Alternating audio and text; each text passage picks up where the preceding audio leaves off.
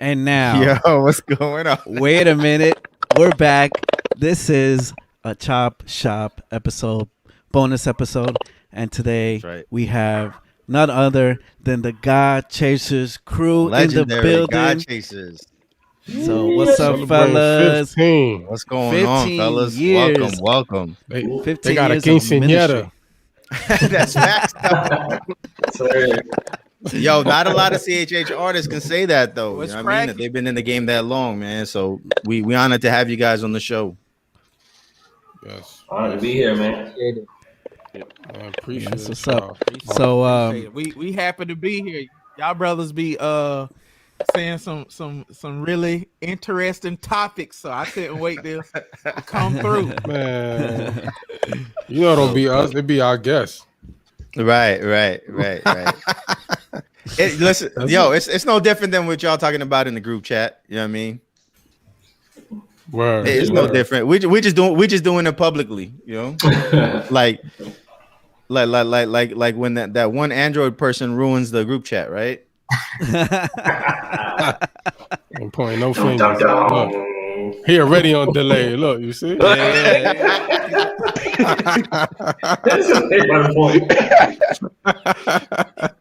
Yeah, you froze it. He ain't even see it yet. That joint blurred out. Look, he don't even know what's going on. man. Yo, he playing. Man, stop touching stuff, man. Right, he came up upside down.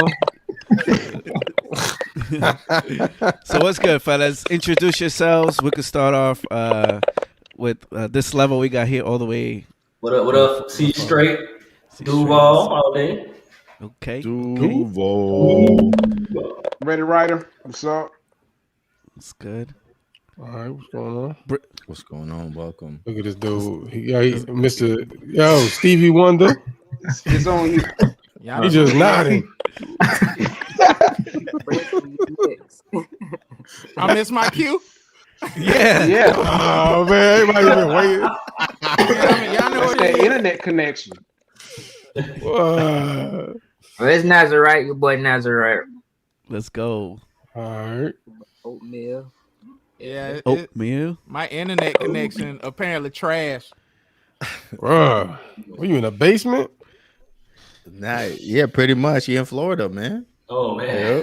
Wow. Damn. Wow. I gotta be like that. Here we go. Florida, dude. Here we go. Wow. Oh, man. Man. Nah, I ain't messing with Florida. Florida got them hammers. Hey, we wear black Air Force Ones. That's what I'm saying. I ain't messing with Florida. Yeah, hold up. So everybody's from Florida? No. Nah. Where you from, ReadyWriter? I thought you, because I had an impression that I thought you was from the East Coast. I am from South Carolina. You're from Oh, South right Carolina. now Okay. Right now I'm in Ohio. Hey. Oh, okay. Shout out to Ohio. Okay. What about the rest of you fellas? You from Florida too? Yeah, I'm from Florida. Where you at, Nah, Miami? yeah. Hot Miami. Nah, I'm not in Miami, but I'm from Jacksonville, Florida. But right now I'm in Tennessee. Okay. Shout out to Tennessee, man. Damn, That's what's Tennessee. up. Oatmeal. Born in Texas, raised in Duval. Duval. Okay, I see y'all. You got more Yeah. from Duval. I thought ReadyWriter was from the East Coast because he spits over them boom bap beats. You know what I mean? South Carolina's kind of a mix. Like you get New York people from there, Yeah. all kinds.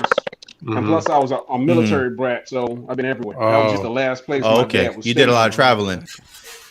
Gotcha. Are you still in the service? I am out. No. Oh, okay. No, he said his dad. You said his dad, right? I was in too. But I'm not. Oh, you was in there too? Oh, okay. What branch were you in? Army. Oh, this dude. This dude moving like Max Headroom. Yeah. Well, he in the Matrix. Right, you see? Yeah. He moving at 2 FPS right now. Yeah. Yeah, look, and now he done. He froze. Look. That refresh rate like 7. Right. Come on, man, F5, come on. This dude, he Nintendo. Oh, man. It's all love. Come on, Brinson. 15 years, man. That's you got to step up the internet, man. Nah, he went back in time 15 years ago. That's Brinson when he started GodChaserz. He on that net zero. Wow, throwback. That ain't 2021. That's Bonnage right there. That's Wow. Yo, he cut it off and went back in time. the boom tube got it. Where you go? Hey, that's that VPN. I'm trying not to do the crack. I'm in Dubai somewhere. Yeah. Okay. I mean, whatever works. See what's like. Yeah. All right, so see straight. Where you from? Where you located? Born and raised Duval. Okay. Yeah, man. I was in the Army as well, so I've been all over the place, man, and traveling with Brinson. So I've been somewhere everywhere. So I'm not your normal Floridian bootsy lover. You know, like. I was East Coast all day when I was raised, man. That's why I told you that's why you don't mess with Florida, man, because all these fellas right here, man, they familiar with the AR. They familiar with the AR. You see that? They all for the Army. Hey, man. You already grouped Jacksonville. Jacksonville and Army. That's all. That's it. That's all I needed to hear. You have to be trained to live here, bro. You can't. You can't just go. You can't just live here regular. You gotta be ready to live in Jacksonville. I thought, coming from New York, I thought some place in New York is hood. I was driving through Duval. I was downtown in Jacksonville. I seen a homeless dude dragging his mattress. I said, "Oh, they different here." Bro, yeah. Wow. It was moving. Different here. Different, bro. Yeah, he First of all, had the mattress with him. Right. Yeah, don't ever go downtown. I was over there by the river. I forgot one of them hotels down there. Was you crocodile hunting or what? I ain't no crocodile hunting. I was down there for a wedding. Dude Might have been. Yeah, that's what it was. The Hyatt. Yep. But yeah, dude had he had the mobile mattress.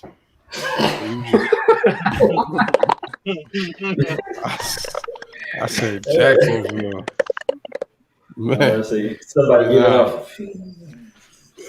But yeah, man. Yeah, Duval all day, every day, man.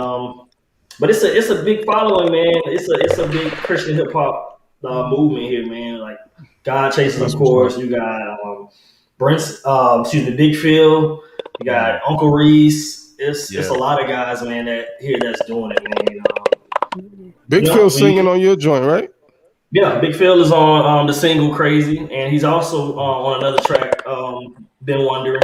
That's also on the album that's coming out Friday. So yeah. Yeah. That's was the single "Crazy"?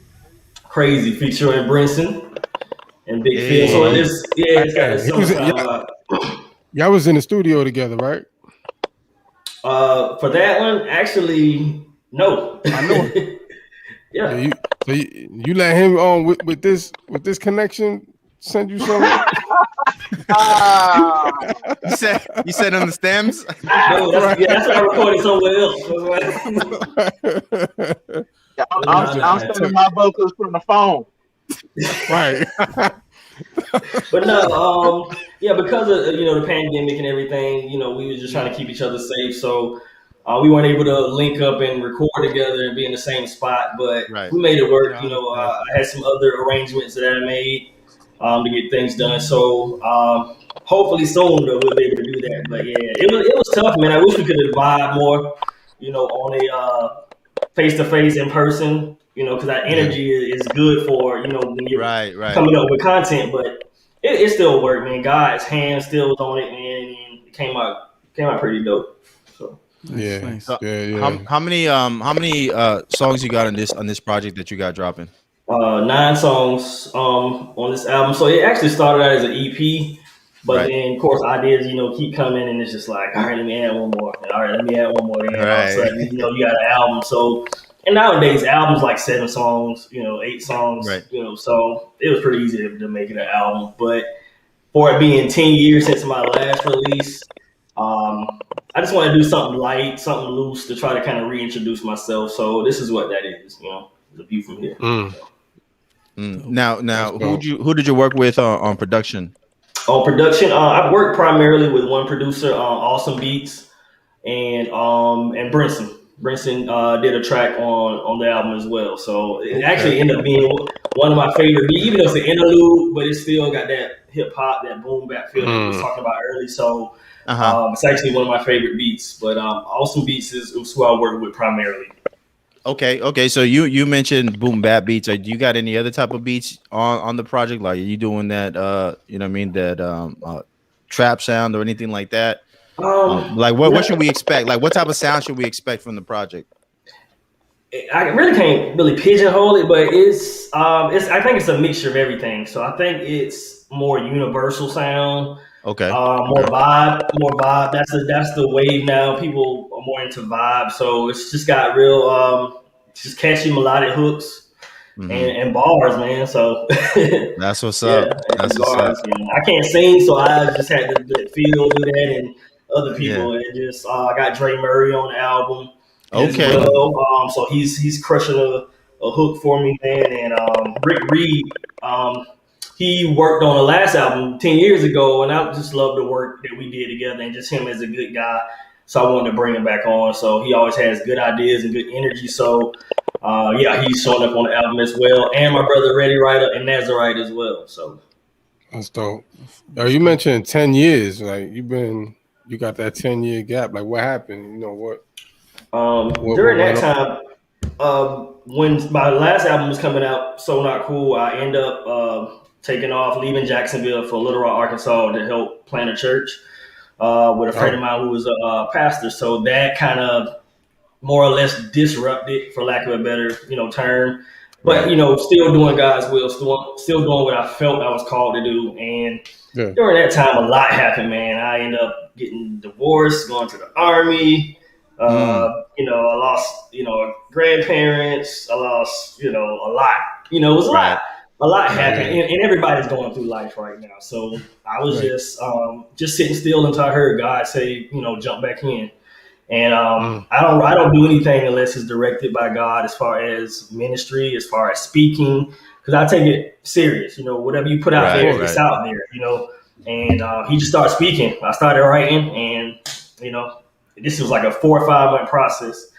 And here we are right now with the album about to come out. So that's really dope.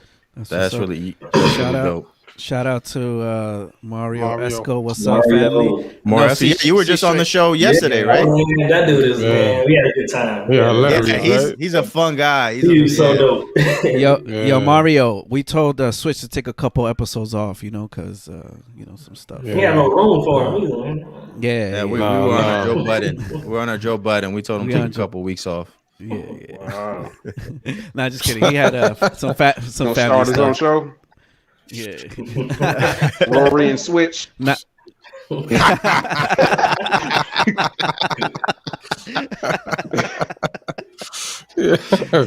Nah, he signed to a 360 deal, so he can't do nothing without our permission, I should say. Yeah. He can't start a podcast without our permission. There he is. See, that's a contractual agreement, you know. So his check still comes through. He has to comment on the episodes and make sure he thumbs up. But yo, for the fellas, right? Yeah, celebrating 15 years. 15. Wow. That's big. That's big. Right? In CHH. Huge. That's big in general. That's big in music, right? Yeah. How does that feel? And then to be connected with GodChaserz like that. Good question. Let's go in. Oh, now all at once. Anyone grab that.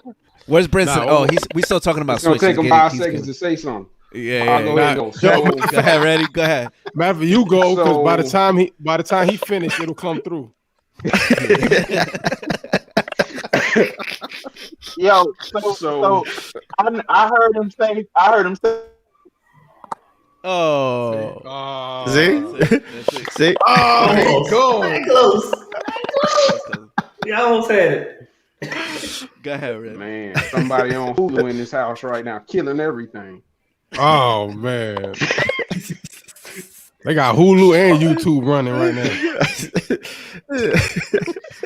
So, I mean, the kids are on Disney Plus right now.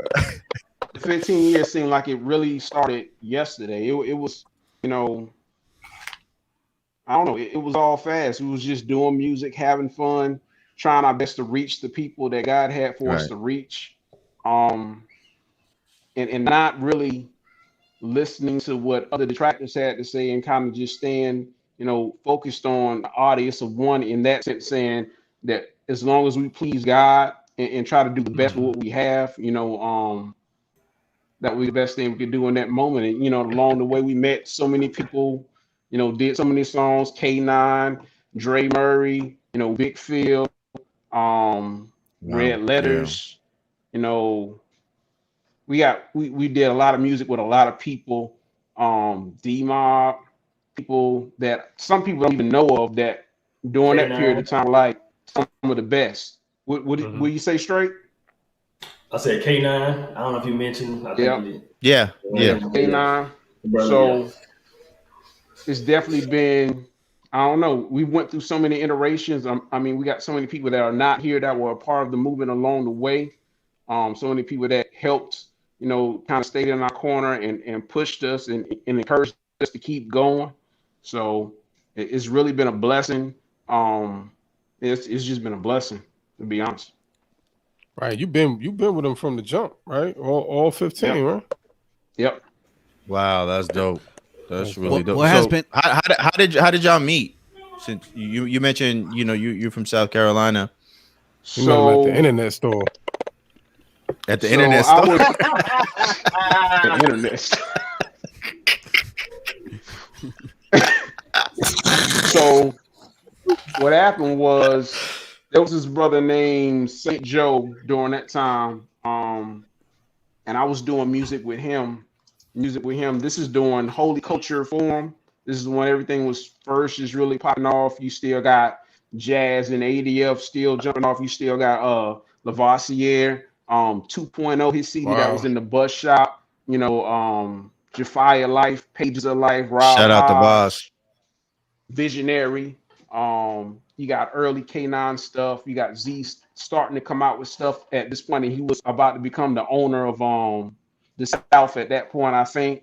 Okay. So basically, it was a mutual friend that kind of connected us. He said we kind of shared some of the same energy, so he hooked me up with Brinson, and we kind of just grew from there. It kind of felt like a kindred spirit kind of situation, similar to what Mario was talking about. With Cstraight in the conversation they had yesterday. It felt like we knew each other from the beginning. So we just started moving and working from there. And Brinson's a workhorse. So we just kept cranking stuff out, doing the best we could. So yeah. That's dope. Yeah. That's dope. Yeah. Shout out to What Switch. you guys? Yeah. Singing? Nah, someone about to say something. Yeah. Oh, that must have been Brinson's delayed comment. y'all gonna get off of my Walmart phone, bro. Why you gonna do Walmart. that? Send it back, Walmart. You know what I'm saying? Shout out to my Obama phone. They got no apps on Obama phones. I'm saying. The Obamacare phone, anybody can get it. You know what I'm saying? This is the extra plug-in on the Obama phone. You know what I mean? You know. Oh man. Yo, so for 15 years, you got to cut corners, and apparently my phone is the corner. Right. Nah, man, that's quite an accomplishment, though. Hey, for go Oatmeal ahead. and Oatmeal Nazarite, like how y'all came into the picture, how long you known them, what brought y'all into the fold? You want to answer that, Oatmeal? You want me to? I answer it. So we know him since we were born. So there's that. Okay. Wow. Okay. I say maybe my 11th grade year in high school, I really decided that I wanted to rap, and he was already on it. So I was like, let me show you what I can do. That's how I got into it. Okay. All right. That's not actually that accurate, but I'm a cook. It's not that accurate. That's the short version. Since his camera work better, we gonna go with his version. Right. So he wins. Right. Whatever he said. All right. So with me, since GodChaserz has been out for 15 years. 15 years ago, I was 15 years old. So I was just in ninth grade. So right when GodChaserz got kicked off, I remember Brinson, you know what I'm saying, getting everything started with the first album, This Is for the Yard and stuff like that. So during that time, I really wasn't focused. As a teenager, I'm not focused on Christian hip hop. I was focused on school, playing sports and stuff like that.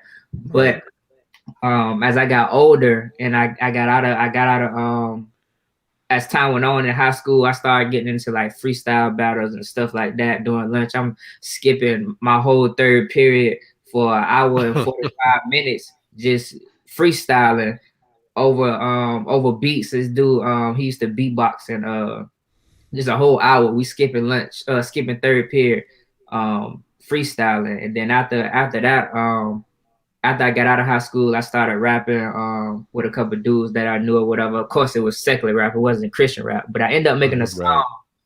I made a song and I ended up posting it on Facebook and I think like YouTube a while ago. Brinson had ended up commenting on it. And it was a spiritual based song. I didn't do no cursing in it, but it was a spiritual based song. And Brinson ended up hitting me up on that. And he was like, hey, whenever you ready to switch over, it's a label waiting for you. And so, you know, I never, I don't even know if I commented on it. I might have liked the comment or something like that. But then later on down the line, I end up getting into ministry. After I got into ministry, I stopped rapping. Matter of fact, I think my computer had crashed and I didn't have enough money to get me another computer. Right. So I stopped rapping. I ended up joining the army. Was in the army for like 4 years, and then while I was in that time frame while I was in the army, I started working in ministry. I got ordained as a minister, and during that process, it was a lot of purging going through me. I wasn't rapping, I wasn't doing anything. It was a lot of purging of the world being took out of me as I was going through ministry. And I was traveling. I went to Haiti. I seen demons cast out of people. I'm just doing a lot of ministry work. And then I finally came home. I came home one time. I think it might have was summertime. And I went over to Brinson house, and he had put a beat on, and he was like, "What you gonna do with it?" And then from there, Blessings Overflowing was made. And then from that point on, that's where we took off. That's dope. That is. You imagine like someone just telling like, yo, when you ready, you know what I mean? Yeah, there's a label waiting for you. That's years that's ago. Crazy. Yeah, that was real crazy for me. You know what I'm saying? I was surprised, you know what I'm saying? Like, cause at the time I'm not even thinking about Christian rapping right now. It's not even on my mind. You know what I'm saying? Right. Do what everybody else is doing. And so when he said that, I was just like, you know, okay, cool. But me not knowing it was God was setting me up, because even as I went through that purging of, you know what I'm saying, of me trying to rap and be like the world, going through ministry. Once I finally got to that position of making blessings overflow, and I didn't even know when I went over that I was going. I had no intentions of making a song. I had no intentions of rapping or anything like that. And, oh wow. He just put the beat on. He was letting me hear songs that he did and stuff like that. And then he was like, put the beat on. He was like, what you got for this? And then I started writing to it. And then blessings. I think I wrote it in like maybe like 2 days or something like that. I was down there seeing family and stuff like that. So in between, I'm seeing family. I'm in the car. I'm listening to the beat. I'm writing. I'm like, man, because I'm on the time limit because I got to get back to Washington. Right. Yeah. So I'm on the time limit. I'm trying to hurry up and write it down. And I wrote the rap, recorded it, and then it went from there. And the rest is history. Dope. Right. That's really dope, man.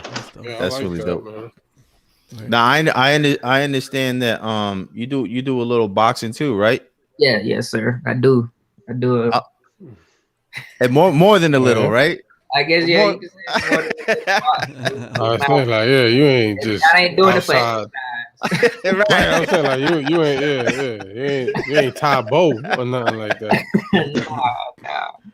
So I boxed too. There was something I always wanted to do, man. I always wanted to box, but growing up in Jacksonville, there was no particular place to box at for young men. It's football, it's track, you got basketball, but there's no place to really box at. I mean, you had a PAL, but actually after you hit 18, there's no place for that. That's so right. I didn't have no place to really box. So once I got out the Army, I said, you know what, I'm a box. I want to do it. God blessed me with the means to do it. I still have my health, my everything, and so Were you doing it before? Were you doing it before the Army? No, I wasn't doing it in the Army because I was so busy. The Army had you so busy. Any Cstraight ReadyWriter, they know you be so busy in the Army. Yeah. All your time. I mean, before you went to the Army, were you already boxing?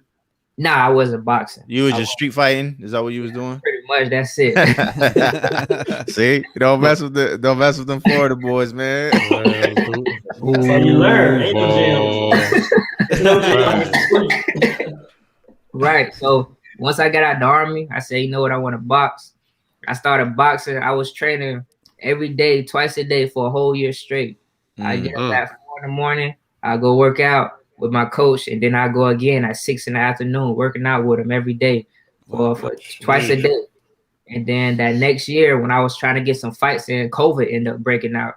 Man. Even while COVID had broke out, I hit my coach up. I was like, hey man, I want to train because it's something I wanted to do. It's not something I was just doing for fitness. So all through COVID season, we was training. And then once everything started opening back up, I started getting some more sparring in, some more work in. I started sparring some professionals and getting work in with them. And because I was getting so much, I was so consistent with it, people started asking me like, yo, how many fights you got? Like, how many amateur fights you got? I'm like, none. They looking at me like, what you mean you got no amateur fights? But it's because I was so consistent and it's something that I want to do. Right. And with me boxing, it opened up another avenue for me to evangelize to people, because people like, yo, you come to the gym, you don't curse, you different a little bit. So what is it about you? They find out I'm an ordained minister, which is my coach. You know what I'm saying? He pretty much spread that word out because everybody asked him about, the people in the gym asked him about me. And so, you know, it's some of the fighters, they coming up like, oh, the preacher coming in to beat some demons. That's what's up. They were like, the preacher getting in the ring, you know, so it's cool. But, you know, I'm going to try to get some fights in this year. I'm going to Las Vegas in a couple weeks with my wife. I'm gonna try to go down to TMT gym and a couple other gyms and get some work in. Okay. So, I'm really trying to do it. I got a short time limit, so I really got to press what I want to do. So y'all pray for me. So you're going to TMT, right? But boy. We all this know guy's a Logan Paul. He's a Logan Paul fan, yo. We all know that Logan won that last fight. So why even bother going to TMT? Just go to Puerto Rico, where Logan's at, and trade with the homeboy. Don't listen to this man. Don't listen to this man. Logan ain't win that fight, man. It was pure entertainment. So the wrong person got the bad connection, yo. Right.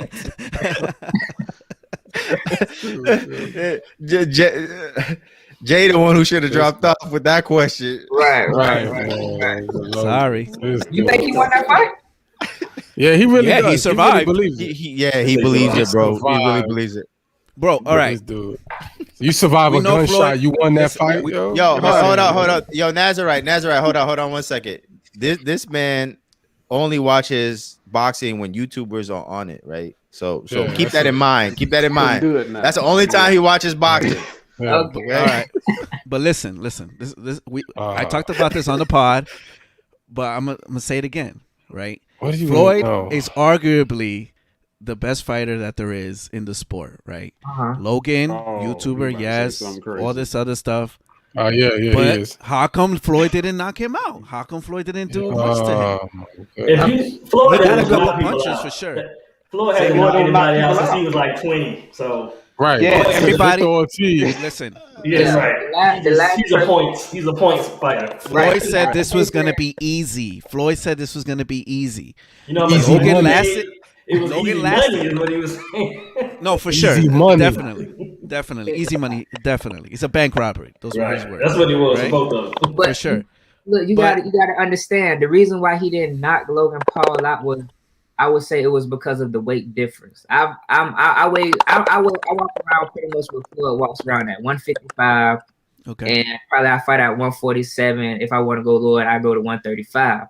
But I've sparred people who was 210 pounds, 35 pounds heavier than me. That weight it's a big difference. Right. Yes, Logan, he survived, but as far as like boxing, when it comes down to pure boxing, Logan didn't. He really didn't do anything. Tell this man. Like Logan did not. He didn't win. Yo, I'm gonna record everything you said, and every time he bring that up in the chat, I'm just gonna load your video. Also, there's a clip on Twitter where Floyd fake news, like he knocked. He already know what you talking about. So they can take more money. He's like, I'm not gonna let you get knocked out. We need to get the rest of this bag. You gonna survive these rounds so you can make some more money. Jay don't believe that. He was like, yo, that's a lie. Yeah, right. He said that was After Effects. Right. Yo, man, forget this Floyd. This Logan nonsense, yo. But let's get back to the music. Yo, Oatmeal. So what you got going on? I know you be on some gaming and all that, right? Yes, sir. Apex, my favorite game right now. Top 5% in the world. You know what I'm saying? That's y'all know. What? little light flex. Right. Where the Face Clan at then? Let's go, Face Clan. Brownie. It's gonna be GodChaserz Clan. Not with me, bro. I'm trash on every game. No, bro. I play Spider-Man. That's it. I'm a beast at Tetris. Spider-Man dope. Tetris. You said Tetris? That dude still play the snake game on the Nokia phone. Nah, that's Brinson. That might be. Look, this dude. Look, he back. Yeah, just shut off everything in the house. Everything. Yeah. We'll turn everything off. Look, I did the same thing. Every device off. YouTube off, Disney Plus. Nobody can't watch Loki. Listen. Pulled all the Ethernet cables out. Right. Listen. I had to call up. I had to call up Comcast like, "Hey, y'all making me look bad on TV. What y'all doing?" Oh man. He said he called the president direct. It looked like it looked like it working. Hey, you good now? I'm good. Yeah. What? Let's go. Welcome to the show, Brinson. Hey. Look, I think the Lord just wanted everybody else to meet the other brothers. They like, all right, they know you. Facts. Right, you're right. Facts, right. though. Talk to everybody else. let everybody see everybody else music. They know you. Yo, but back to the 15 years, Brinson. How does that like legitimately feel? Like you've been up and down. You know, you've seen everything when it comes to CHH. I'm assuming also Ready and all the other guys too. But what do you think has changed from then to now? What are some struggles that you've seen, and what do you think about CHH today? That's a lot. That's the last one in there. Well, take it little by little. You know, nah, he gotta go. He don't know when it's gonna go out again. Oh, you're right. Go. Nah, he talked to Comcast. Everybody be quiet. Y'all be quiet. Go. Let's go. Hurry up. No, I think it's a testament of the Lord, because I feel like the Lord called me to do this, right? And I feel like the guys that's on this label are called to reach the lost, and I think we have been mission minded. You know what I'm saying? It's been about souls since day one. We never changed that. You know what I'm saying? Our struggles, I mean, of course, you know, we the dudes without the cosigns, you know what I'm saying? So we was never in the cool kids club. So what we had to do was, if we wasn't invited to nobody table, we built a house. We built our own house with multiple rooms, and we made our own table and invited other people to come to our table. We was on our own tours. Right. So it was like we had to do our own tours, do our own bookings, reach people, and in that we just found out I consider us super independent, you know what I'm saying, but dependent on God. So what we had to do is carve out our lane.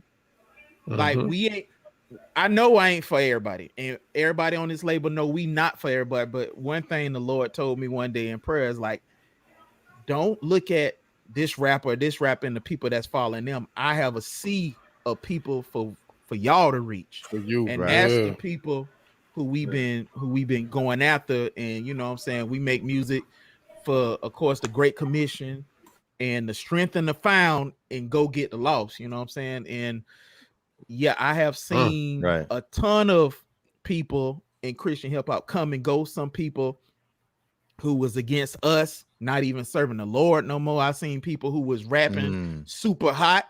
You know what I'm saying? They don't even believe in Jesus no more. You know what I'm saying? I seen people who, you know what I'm saying, everybody thought they was gonna be the man, and then the Lord just was like, nope. And then you know, they was just like, we just in this for the money, you know what I'm saying? And you see every facet. And I think and what I've learned is the Christian hip-hop listener turns over every 4 years. Okay. Every 4 years, you got a whole new crowd. So it's like, if I do 3 albums, the next album, it's like I'm reintroducing myself, because the whole crowd is different. You got another wave, you know what I'm saying? And it's really good that we got different waves of artists, you know what I'm saying? Nazarite and Oatmeal, they on a new wave, you know what I'm saying?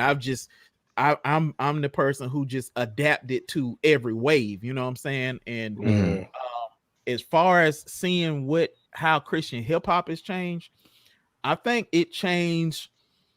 It has done a few super turns. Like, we're super soul winning, right? And then we're super theological. Then we're super, I don't want to be mentioned as a Christian rapper. Now, now I think we in the phase where it's like, we still got your theological rappers, we still got your saved soul rappers, and we got the guys who like, I still don't want to be mentioned, but I'm gonna still take this check from the church rapper. Then we got people who just really free, like, I'm going to rap for the Lord and I'm gonna just do it my way, rather if it's vibey or whatever, you know what I'm saying? And I think right now is a place for anybody to thrive in Christian hip hop. Like you could That's facts. You could be anything you want to be right now. Like you couldn't rap how dudes is rapping today 10 years ago. Because you'll be demonized, you know what I'm saying? You'll be like, oh, you a heretic. You what? You ain't got no Piper on your interlude. Johnny, man. Bro. Okay, yo, he said the shots. No, it's facts though. It is though. I know. I remember that era. It was so, and it wasn't the rappers. The rappers are instigated, but it was the fans, bro. I was at a concert and it was this rapper. He was dope. He was from Central Florida, and we was at a concert together. He shut it down. Then these theological boys came up in the church, and they went up the old boy table. I wasn't there, but they were like, "Oh, you got this billionaire type song on here," and they went at him. And dude was like 5 foot even. He might have been 4'11", and the dudes who came at him was like 6'4", 6'2". You know what I'm saying? So they, you know what I'm saying? They're like, you know what I'm saying? You can't be rapping like this in the house of the Lord. Where you know what I'm saying? So somebody came and got me from the back, and I'm like, where they at? You know what I'm saying? Because I'm like, you ain't gonna run up on this dude. He a guest in our city, and you gonna run up on him with the foolishness. I would, you know what I'm saying? I ain't saying we was gonna throw him, but I ain't saying we wetting. But he should have pulled that slingshot out, bro. No, because you don't, man. This man, he should have had that slingshot ready. Hey, hold on, rewind. No, repeat that bar though. He said, "I'm not." Go ahead, bro. One more time. But wait.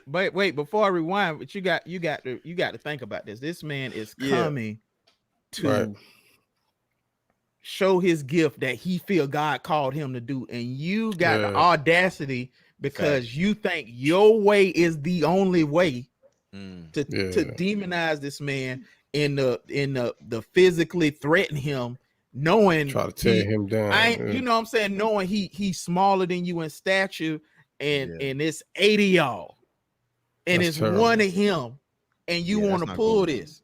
That's not cool. And you want to do it. And I think people didn't have tact. You want to do it in front of people who support him, which would you know what I'm saying? So now you're trying to affect maybe his livelihood. Like it's all sorts of stuff that was wrong with the picture. You're affecting people's livelihood. You don't want to approach them in love, because the Bible say tell the truth in love. You didn't want to do that. So now you're so right that you're wrong in the sight of God. You know what I'm saying? Yeah. You doing all of this stuff, and it's like when I go places, one thing that I always try to do, I try to be the most loving, most easy, most encouraging person in the building to try, because I want to see people win. If you feel like this your calling, dude, I know how hard it is to do Christian rap. People in the world think you corny, and 2, the Christian rappers community, you got to prove who you are over and over and over and over again while still trying to obey God. Like, I know how hard that is. Like, come on, man. And then people got the audacity to just had the audacity. Ain't nobody doing this now, because you know what I'm saying, had the audacity to come against these people. And then 6 months later, you find out the people that did it ain't even serving God no more. Wow. You know what I'm saying? So it's been a lot to intake in the Pharisee era. That's why I call it. In the Pharisee era, was a lot of intake that you had to do. But now I think Christian hip hop is at a place where everybody can flourish if you find and connect with the people who like what you got. Because I think I think the worst rappers, skill wise, can have a fan base. I think everybody. I mean, if you not just somebody who say I got talent and don't tell nobody, if you're somebody who like, I'm going to actively try to connect with people, social media, online, offline, in your church, whatever, I think you will have a place. You know what I'm saying? As long as you keep your head right and not get jealous of anybody who everybody keep mentioning, because dude, you got to think about it. it's so many rappers, but people only talk about a handful. So you got to think, what is that doing to the average Christian rapper? You know what I'm saying? So everybody needs some encouragement, because people always like, oh, I don't know if anybody listening. And I know I went through that probably on every album. Like, ain't nobody listening to this. You know what I'm saying? Like, so 15 years is one thing that I know. You got ebbs and flows. This is how life is. You got it up, right? And you got your valley, you down again, and you going back up, and you notice the up part is just a little tip, but then you going back down, then you're going back up. You know what I'm saying? So that's how life is, and that's how life is in Christian rap. But the up part is when God send the people that encourage you and be like, your music ministered to me. Like, I've gotten so many emails about people saying they about to commit suicide, but they cut on this track and that track. And I've had people be like, well, you cool, but the ReadyWriter dude, he the one who connected with me. You know what I'm saying? Right. And stuff like that. Because I know when I first got into Christian rap, dudes like R. Swift, Corey Precise, K9, Petty D, Todd Banks, those guys were the ones who was encouraging me through music to live right. So I'm like, my prayer is every time we do a release, you know, we got all different type of styles for people to listen to. I'm like, you gonna connect with one of us. Right. In that hope that, you know what I'm saying, not just if you lost, we pray that you come to find the Lord. If you found, we trying to encourage you to live right, because dude, people ain't gonna tell the truth on how they really living. You know what I'm saying? Right. Like when I was living in sin, dude, y'all got me talking. So I was living in sin in college, right? So when I moved to Nashville for college, right? The first day I was there, this dude pulled up on me, and he was slinging these CDs and looked like he was a white dude slinging No Limit CDs, right? So I bought it for $5 and I took it back. It was Christian rap.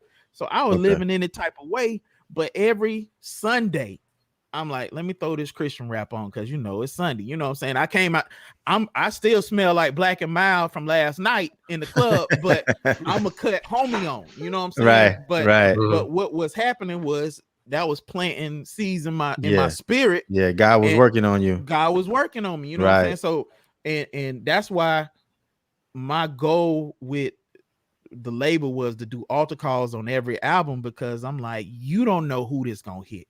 You know what I'm saying? Like I got dudes coming out of prisons who be running up on me like, hey, that album that you sent us, that's the only thing that kept me. You know what I'm saying? Wow. So that's powerful. That's a brief summary of a 15-year thing, a 15-year stint. And you know, and thank God for brothers like check this out. Me and ReadyWriter only met once in person. Wait, what? In 15 years? Once. What? Wait, in 15 years. That sounds like the podcast. Once. So we talk almost every day. Yeah. And he is a brother who been encouraging me from day one. When my beats was whack, he was encouraging me. He was still rapping on my whack beats. You know what I'm saying? like when I wasn't rapping at the level that I'm rapping at now, he still was sending me songs like "Jump on This, Let's Go." You know what I'm saying? So having solid brothers that we talk about the word, we talk about our struggles, we talk about, you know what I'm saying, how we can reach more people. We talk about the culture. We talk about this podcast. We talk about everything. So you know, having brothers that, and we don't agree on everything, that we can go in the word, and talk the word, and having that support system and brothers encouraging each other. And, you know, like, think about it. Cstraight been gone for 10 years, but when he was ready to make an album, he already knew it was like, whatever you want to do, let's go. Whatever you want to do, let's go. You know what I'm saying? Like, because one thing about it, Cstraight then probably bodied everybody on the label with a verse. So it's like, what we gonna say? No, because ReadyWriter ain't never gonna let me live down this one song where Cstraight just like lyrically demolished me. I don't think he did. But ReadyWriter, he did. He will never let me live this one song down. I think when we get to be like 70, I'm gonna walk in the room and he's just gonna play the song like, hey, you remember this? Remember this? After the podcast, go and listen to No Name. No Name. Yo, that's hilarious. Yo, but I love that brotherhood, man. You know, the fact that you guys can come together. You said what? Oh, you got a delay. He said after the podcast, go listen to the song called No Names featuring Cstraight. That's the one song he like. and one more thing I'm gonna say. Like, another thing that has helped 15 throughout the thing, Cstraight and Oatmeal has traveled with me to so many cities, and just having them with me has been like such a blessing, you know what I'm saying? Because it's already a heavy load trying to stay in a spiritual mindset and be like, well, when I go in a place in my mind, I'm praying and I'm like, Lord, give me what to say to these people. Yeah. And when they with me, certain things I don't have to think about. I can kind of focus and hone in. And if, you know what I'm saying, because when we at these shows, this one of the things that I rarely hear Christian rappers talk about. When we at these shows, people come up to our merch table and for some reason unload everything. Talk about, you know, I done been through this. I've been suicidal. I've been boom, boom. Can you pray for me? Is God telling you something for me? Like, dude, I done been in so many cities. People done walked up to me like, man, what God told you about me? I'm like, you know what I'm saying? So it's really what we tend to forget. Christian hip hop is such a spiritual place, because we're saying things that's gonna change people's lives. You know what I'm saying? Right. We rapping redemption, we rapping resurrection, we rapping spiritual things that people in a natural mind can't conceive, but they know it's a difference from what we say. You know what I'm saying? That's why I don't have a problem with people not being so in the Christian rap, because I know they listening with a natural ear. But when you start, like, I say things in my rap that Bible readers get. I said a bar in Nazarite was like, oh, you talking about when one of David kids was trying to kill him. And I'm like, oh, you got that OT. You know what I'm saying? Like,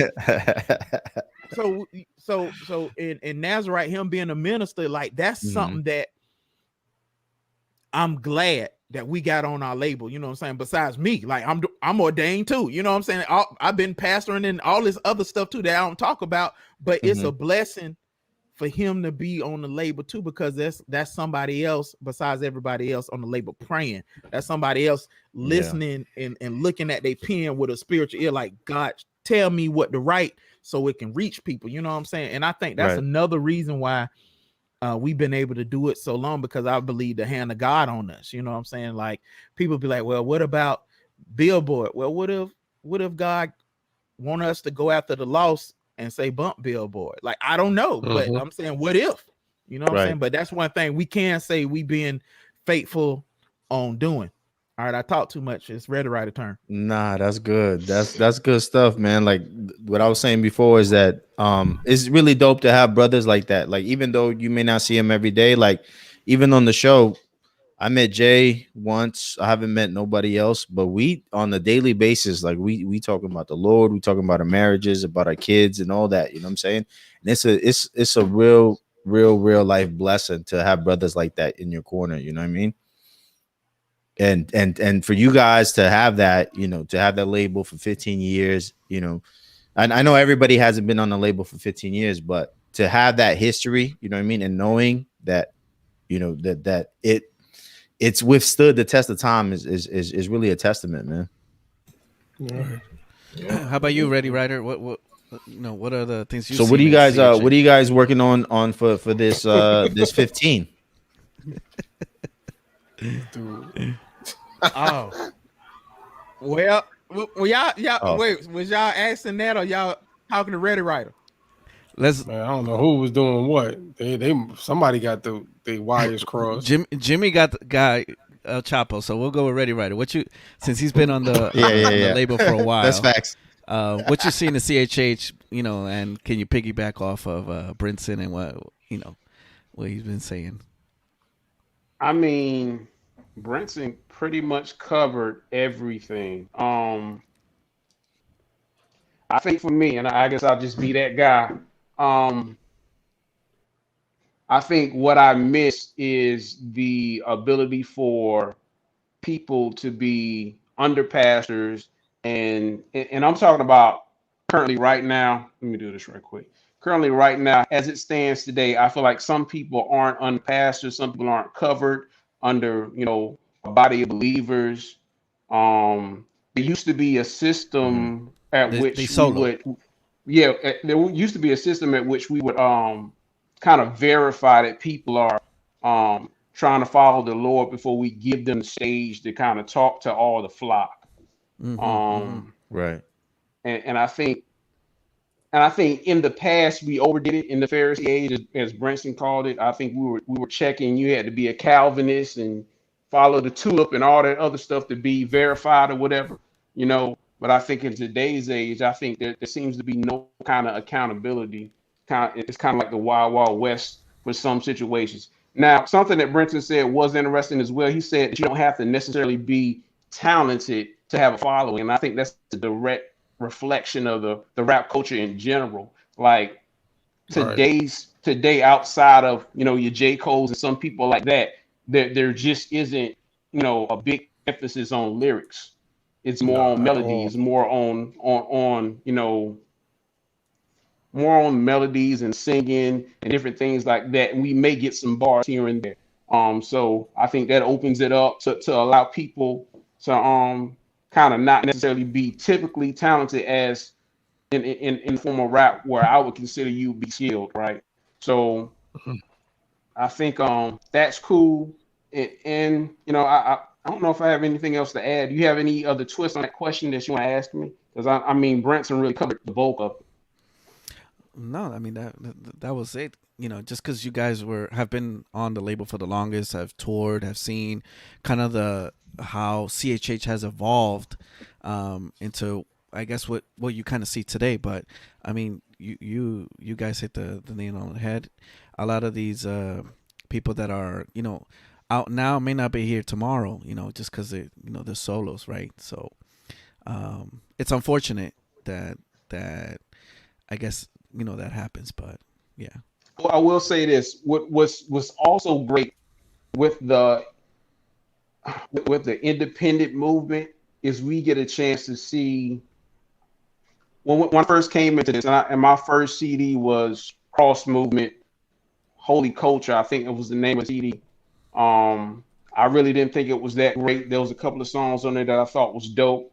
And I went to Afghanistan with that CD, right? Because I got deployed. One of my friends gave me the CD. I wasn't even Christian yet. He was like, "Here, take this," and I was like, "Cool." It was he burnt a copy and gave it to me.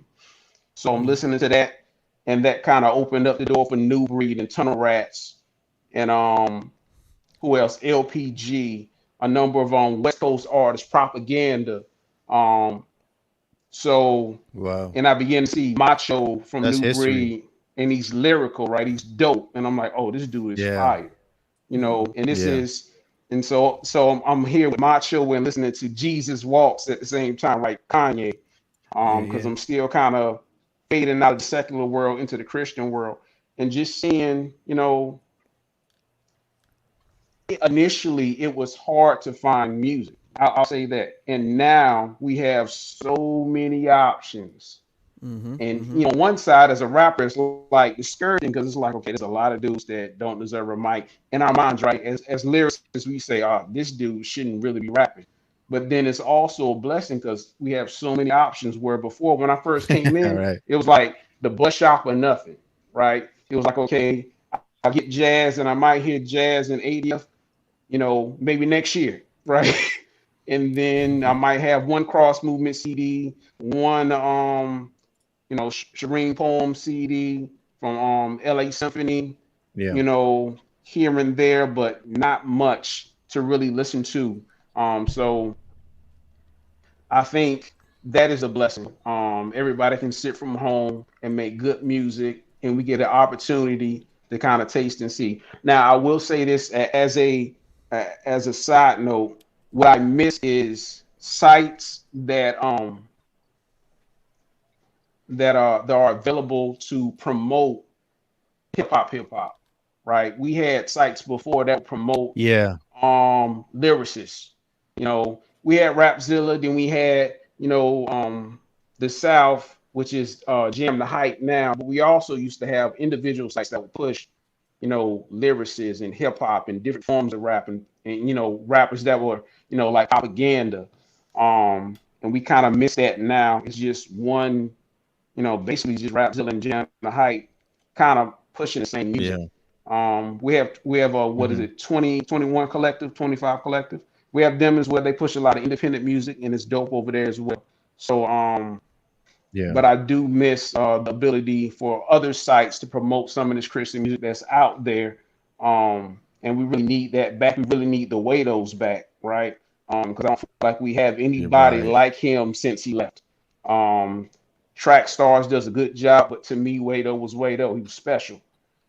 So yeah, that's what I gotta say. How about you guys? They do. I guess the newer, I guess the future generation. What do you guys think about number one, the 15 years, and then kind of like the stories? Because I'm sure Brinson and ReadyWriter have said, you know, this is how we used to do it back in the, you know, when we were starting out, whatever. Like, what do you guys? Any stories or any? What do you guys got to think about that? They laugh. They be like, them old heads. It's the new wave now. For me, you know, I would say that you know, for the 15 years, I would say that's an amazing accomplishment, you know, because a lot of people don't last 15 years in Christian hip hop, a business in general. You know, people will start a business and it'll fail. They have ideas and it don't last that long.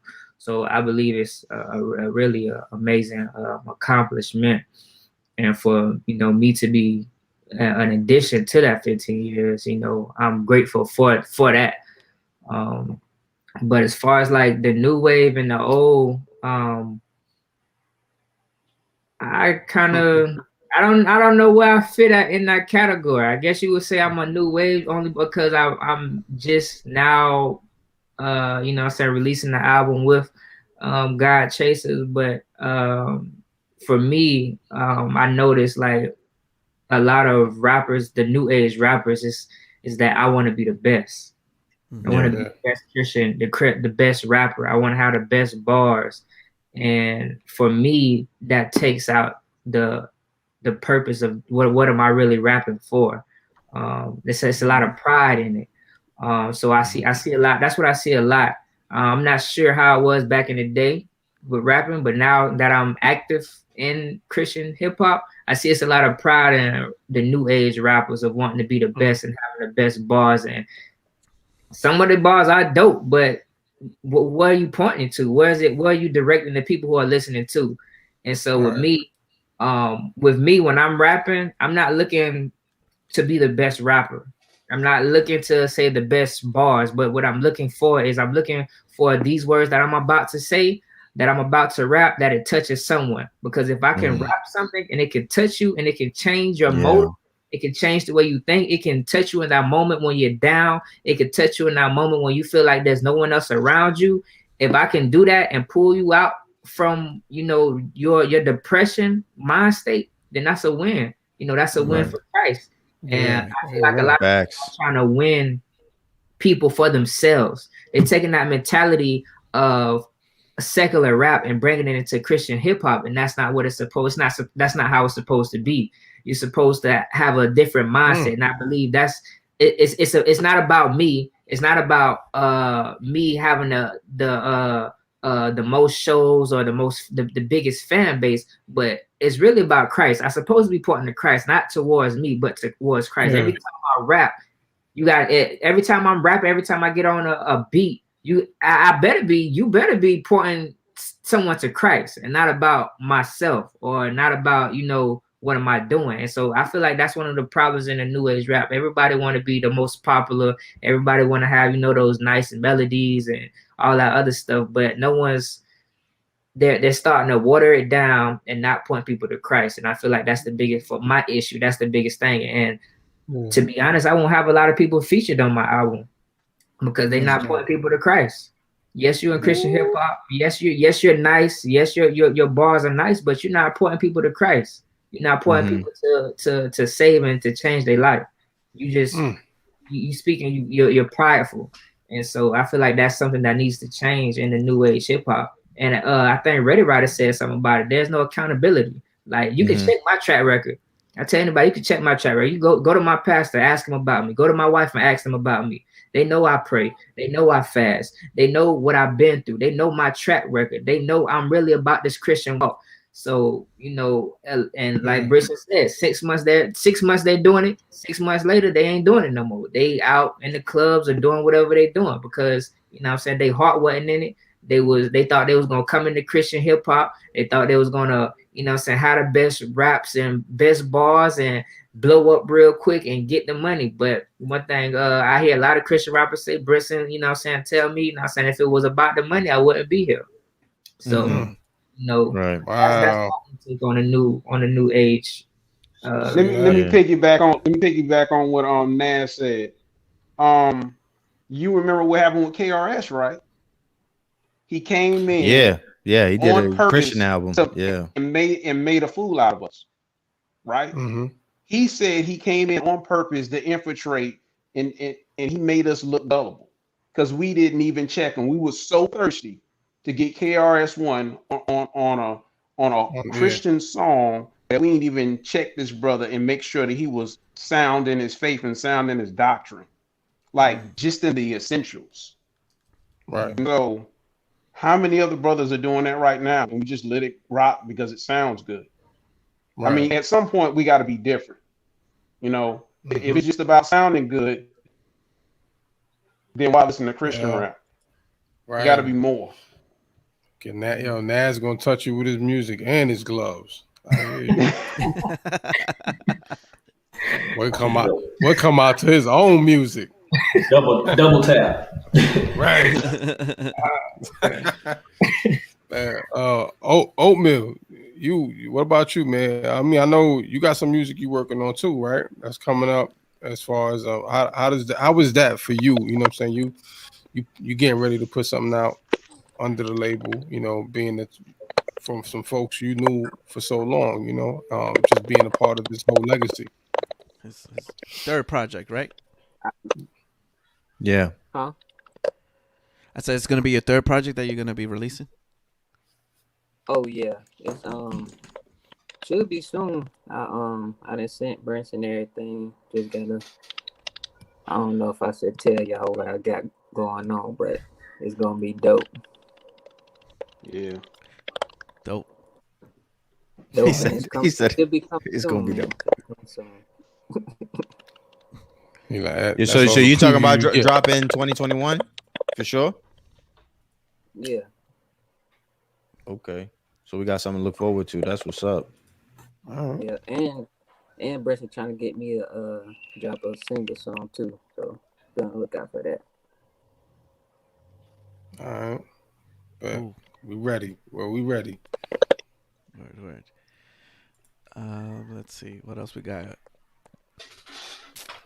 What else we got? Well, y'all trying to figure that out. I got some music for y'all too, you know what I'm saying? So I know it's been a while since my last album. I think got released in 2016, maybe.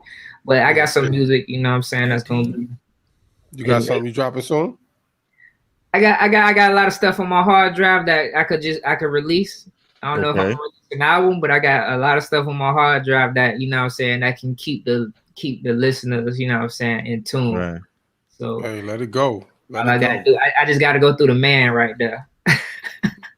Brinson, stop playing around. Drop that music, man.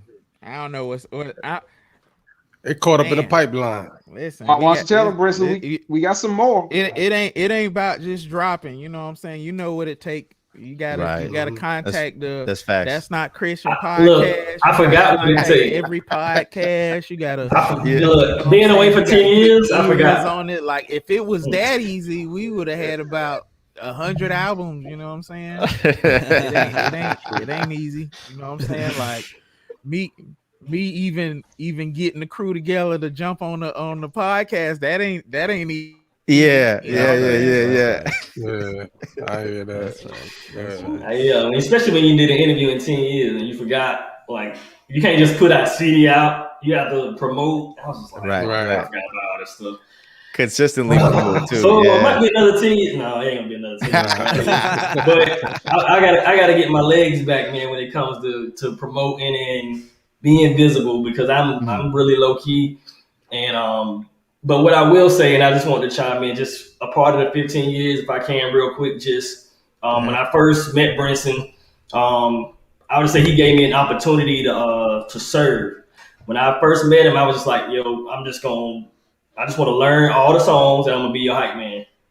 And I was like, my first introduction, and it actually doing that and submitting to him in that way, it showed me who I was in Christ. I'm a server. Well, we all should serve, but I feel like God has given me a special anointing for it, and it's just because it comes so easy to me.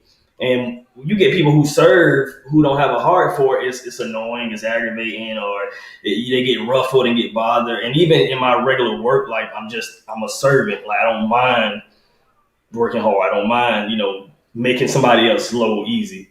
And me introducing Brinson and that idea to him, that showed me, hey, this is who you are. And he gave me opportunity. He was like, all right, you learn and we can do it. And he brought me in, and I was his hype man for a minute. And I wish, really, I still am, to be honest. Even when albums out again going 10 years, he was like, man, I got a show.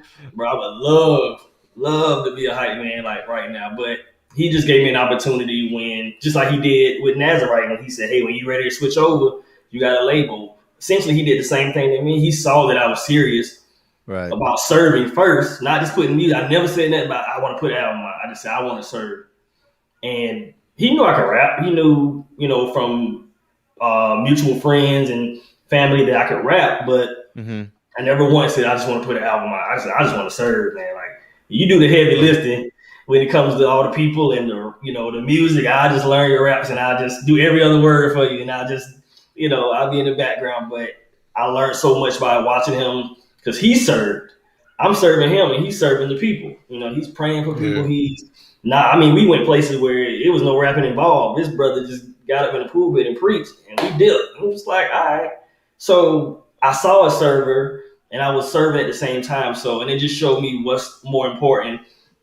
Just like Nazarite said, it's not about, you want to be skillful, you want to be dope. That's just the nature of man. We want to be good at what we do, but it's bigger than that. You know what I'm saying? Just like everybody said, hey, somebody gave me a CD. He gave me a CD and planted a seed while I was a sinner. Like, it matters, man. Like, it may not, and real quick story, I know we running on time, but when I was in the Army, I told this story in the group chat. Like, Brinson stole a beat from me. What? He stole a beat from me. And he didn't know I had already bought this beat from the same website. I'm like, man, I get back, I'm gonna drop this album. I got a perfect idea for this song.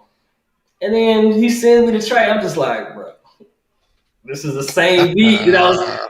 But let me tell you the crazy part about it. When I was away in the military, I was going through a divorce. I had left 3 kids behind that I couldn't see. I was in AIT, like flunking. Like I was a medic in the Army. So you have to go to AIT to learn your job. And you get 3 times to take the test. If you fail that, you're going to be a truck driver. It's like, I felt that thing twice, bro. So I'm going through all this stuff. And that one song was the one he stole from me that got me through. It's called Trees in the Forest. Every morning I got up before PT, I jump in the shower and I play that song. And I'm just like, that's the only thing that got me through like a 4-month stretch. I played that song. That's the only Christian hip hop song I played. It was the one he stole from me.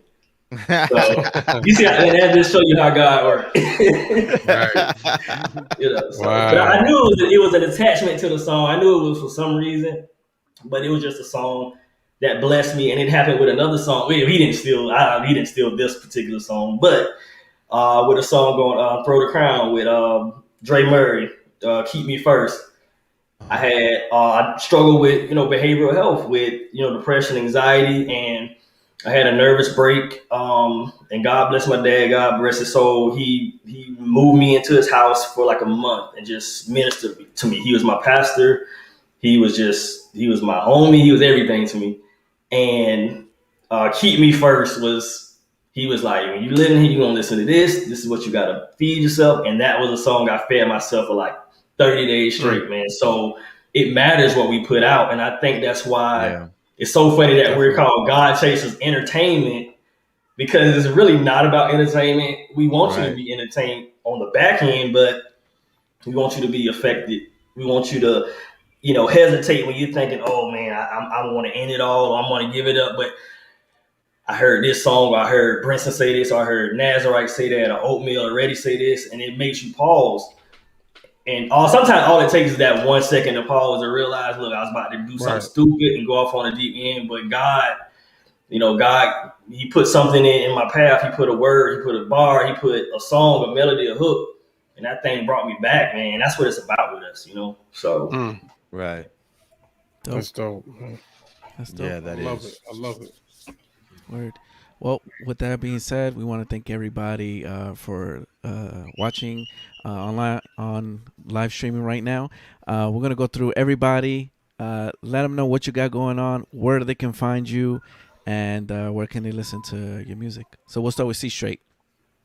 What up? Cstraight. If you want to hit me up, Twitter, IG, Cstraight the One, CSTRIGHT the One, THEONE. I have a single out called Crazy. It's featuring Brinson and Big Phil. It's a summer jam, man, for just to ride to and just be encouraged and blessed by. Right. And this Friday on all streaming sites, The View From Here, my long-awaited album after 10 years of chilling.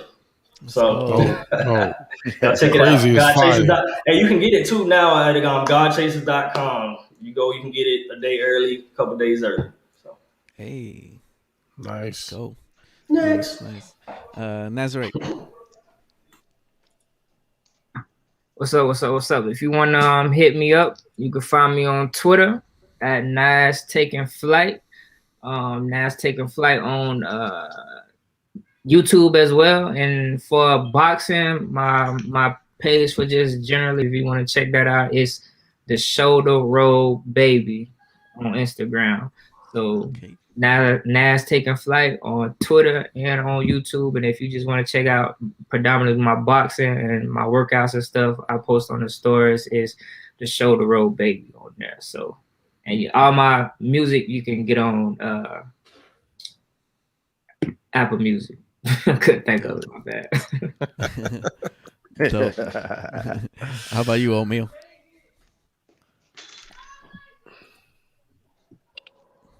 It's your boy Oatmeal.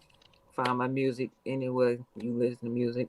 Spotify, Apple Music. I prefer Apple Music, but that's just me.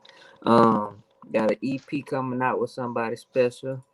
Got a single coming out with somebody special. You can follow me on Instagram at I'm Oatmeal, and on Twitter at I_M_Oatmeal, I believe. So yeah. Dope. We'll go with Ready. What you got? What you got going on? Well, you can find me on Twitter. I do not even know my Twitter handle, to be honest. I don't be on there like that. I just been on there trying to promote my man Cstraight. I mean, for real, I just don't like social media. I just y'all hit him, and then me and I hit him. Wait a minute. Hold up. So Brinson told us that you're a cybersecurity person. Is that kind of why you don't like social media? No, it's my personality, but also, yeah, I am real sensitive about releasing some of my private information. So yeah. Okay. we're gonna have to have a side chat about this stuff. Y'all about to lose one of y'all hosts, but I'm not gonna do anything on the computer. So, right, cool. You can find my music on Bandcamp and on Amazon. I think I have a couple of different CDs on there. As far as what's coming out this year, I'm working on a CD where to use Oatmeal's words, somebody special, one of my favorite rappers. We doing a CD, should be coming out pretty soon this year. It's gonna be dope, I promise. Check it out. That's it. Dope. The man, the myth, the legend, Brinson. Oh no, you're muted. Wow. Now this dude mic don't even work. Oh man. Oh man. Brinson, you're muted. Boy, my bad. Your mic. There you go. Ready, you could have told him me and ReadyWriter doing a collabo project. It's called Medallions. Okay. And it's already done. So we got a group name called Medallions. And I think it's 11 tracks. And on the actual label anniversary is on next Wednesday, a week from today. So we're gonna be releasing a ton of music. Medallions is coming out in July, but I'm gonna put it out on the anniversary for 24 hours only on GodChaserz.com. We're gonna drop singles, and if you're not a subscriber on the GodChaserz Cinema page, you probably want to do it because we drop in something so wow that I think is going to kind of shake Christian hip hop for a little bit. It's going to be wild. And it's going to be at 8 p.m. next week on GodChaserz Cinema YouTube. And everybody gonna bite it after they see it. I'm just absolutely. I already know. I already know. So Cstraight album this week. We dropping singles on the anniversary. We dropping a ton of music next week on our 15th anniversary and something else special. And I'm gonna tell the brothers on this because they don't know this. I'm sending everybody something on the label, and I hope they appreciate it. Hey. You know what I'm saying? They don't know this, but I said I was gonna say it on this podcast. So hey, as long as it's the same color as your background, I'm good.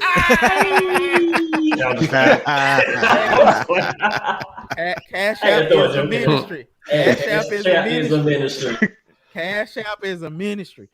Other than that, I think what everybody else haven't said about their music is the best place to buy our music is on our site. Our site and our Bandcamp will probably be second, and then everybody else, because when you get stuff off of Apple and Spotify, we splitting it with Steve Jobs and the corporation of Spotify. And since we independent, the best place to buy any independent artist music is on their personal website, because they get 100% of whatever seeds are being sown. You know what I'm saying? So GodChaserz.com is the best place to get our music. You know what I'm saying? And it's the thing about our website, we got stuff on there that we don't promote. You know what I'm saying? Like it's you, if you go there and see, you'll see it. You know what I'm saying? So yeah.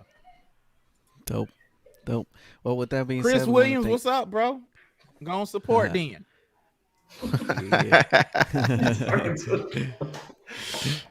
want to thank everybody listening. If you haven't already, subscribe. Any product, any service, links will be in the description. We'll have everybody else's details as well, so you can go check it out. Don't forget, Cstraight's album comes out this Friday. Make sure you support. And just thank you for joining us on this another episode of the Chop Shop. We will see you on Monday for That's Not Christian podcast. Have a great weekend. Happy Father's Day, and peace. Peace. Guys, don't go nowhere.